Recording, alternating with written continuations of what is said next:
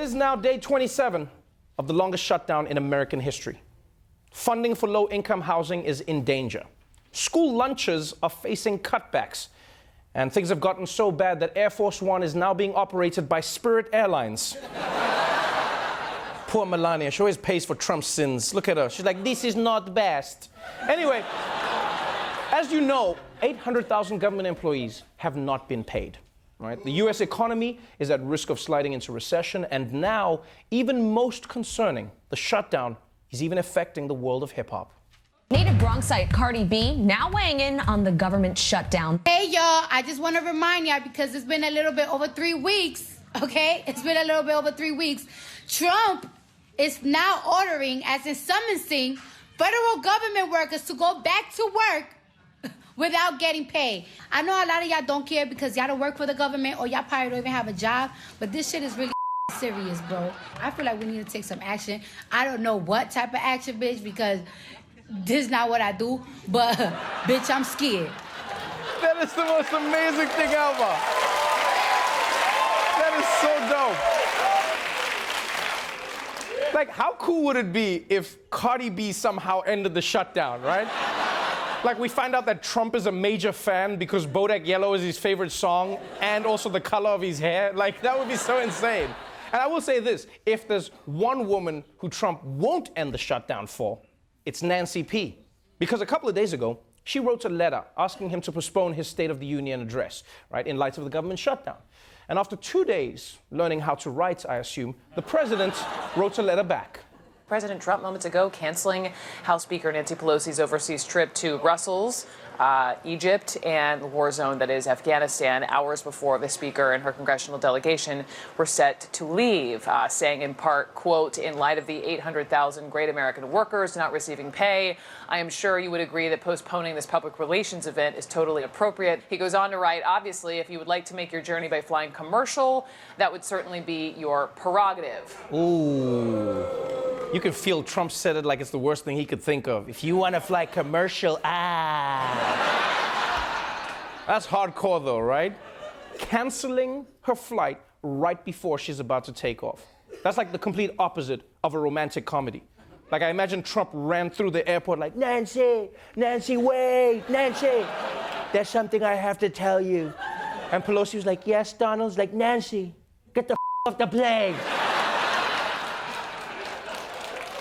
Now, to be fair to Trump, Nancy Pelosi's letter was a little bit snarky, right? But it's crazy that Trump's GPS never takes him onto the high road, right? Because he's just like, okay, Nancy, you want to play where you're messing with the queen, bitch, now. But look, Cardi B is right. Something needs to be done. Because the government is not doing its job right now.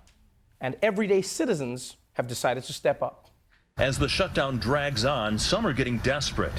Hundreds of furloughed federal workers turning to GoFundMe, pleading for help to pay the bills. Some are dipping into their savings, they're relying on credit cards, even setting up GoFundMe pages. The National Park Foundation has launched a campaign to collect emergency funds. About 1,800 campaigns are raising money to help with rent, groceries, student loans, and more. Yes, government workers are being forced to use GoFundMe to try and make ends meet.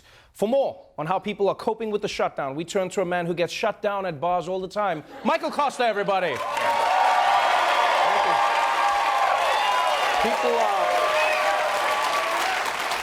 People are using crowdfunding to survive. All right, some government workers are even raising money to help take care of national parks. What do you make of this? Well, I think it's great, especially about the parks. I leave a lot of trash there on the weekends. Oh, I didn't know that you go camping. No, I don't. I just take my trash there. I mean, why? Where do you put yours? On the curb where a lawyer could find it? I mean, you crack me up. I'm all for crowdfunding to help people during the shutdown because I love helping people.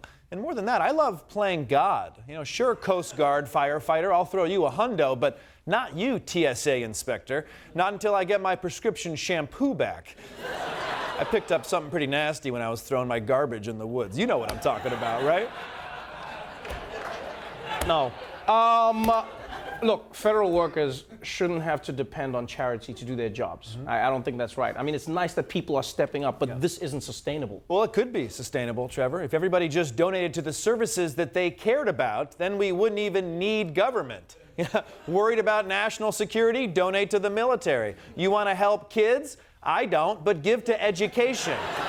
Want to support a handsome, high-quality entertainer? You can send me money on Venmo. I'm Michael Kosta, the comedian, -4.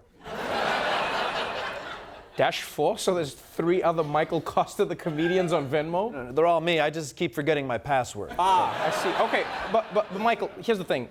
Widespread charity can't fix government's issues because you can't guarantee that you'll have enough money to pay for everything that you need. Okay. So what if some people don't want to contribute? Well, don't get your dimples in a twist, T-Bone, okay? We'll make a rule. Everybody has to give at least a little something based on their income. And so we require people to donate money, but how do we know it's going to the right places? Man, you sure do love questions, huh? I'll tell you what, we'll hire people to figure out where all the donation money should go, and then I don't have to think about it. Any other issues, Trevor Noah-Cortez? Yeah, I just have one more. Okay, deciding where the money goes is a big responsibility. So how do we decide who'd be in charge of it all? It's easy. We ask the public who they want in charge, and then whoever gets the most picks gets the job. And then every few years, we ask again. Michael, you realize you're describing a government. If that's what you want to call it, then let's try this government thing. And worst case scenario, if it doesn't work, we'll shut it down. That's where Michael Kosta, everyone.